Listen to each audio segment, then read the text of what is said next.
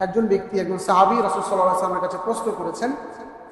উনি বললেন যে মুয়াজ্জিন যারা আছে এরা আজান দেওয়ার মাধ্যমে তো আমাদের থেকে সওয়াব অনেক বেশি লাভ করতেছে, আমরা তো আজান দিয়ে ওই তাদের সমান সওয়াব লাভ করতে পারতেছি না।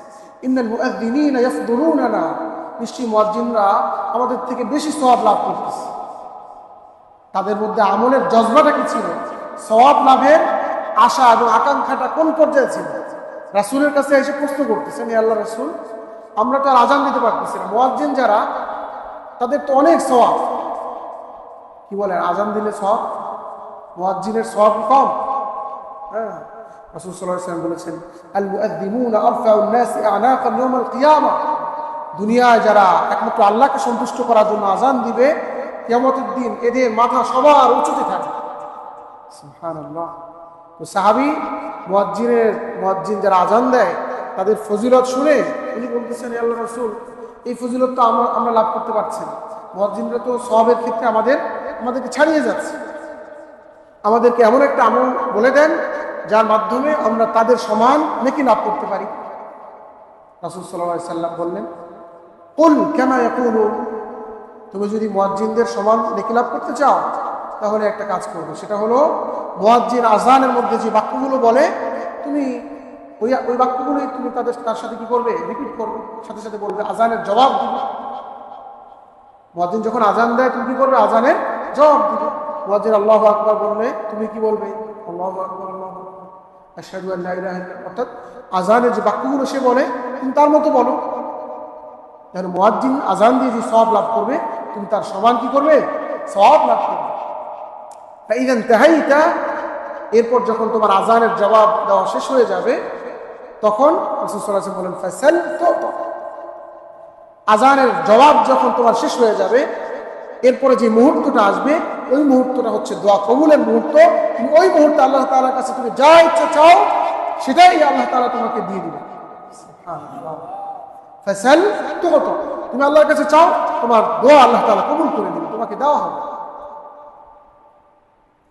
মানে এই হাদিস থেকে কি বুঝতে পারলাম? আজান হলে আজানের জবাব দেওয়া, এবং জবাব দেওয়া যখন শেষ হবে ওই মুহূর্তে যদি আমরা আল্লাহর কাছে কি করি? দোয়া করি, ওই দোয়া আল্লাহ তাআলা কি করবেন? কবুল করে নেবেন। তাহলে কয়টা মুহূর্ত পাইলাম? দুইটা হইল। একটা হচ্ছে আজানের সময়, দ্বিতীয়ত কোনটা?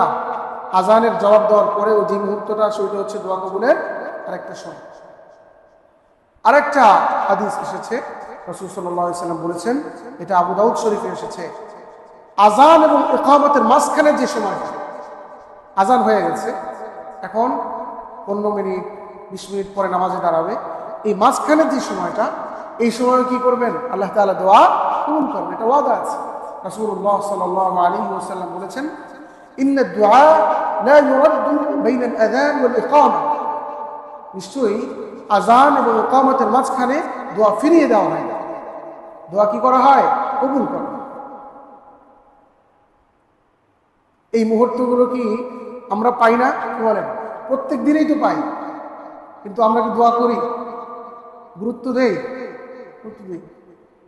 হয়তো না জানার কারণে দিই না। এখন আমরা জানলাম, ইনশাআল্লাহ কি করবো? আমলের চেষ্টা করব।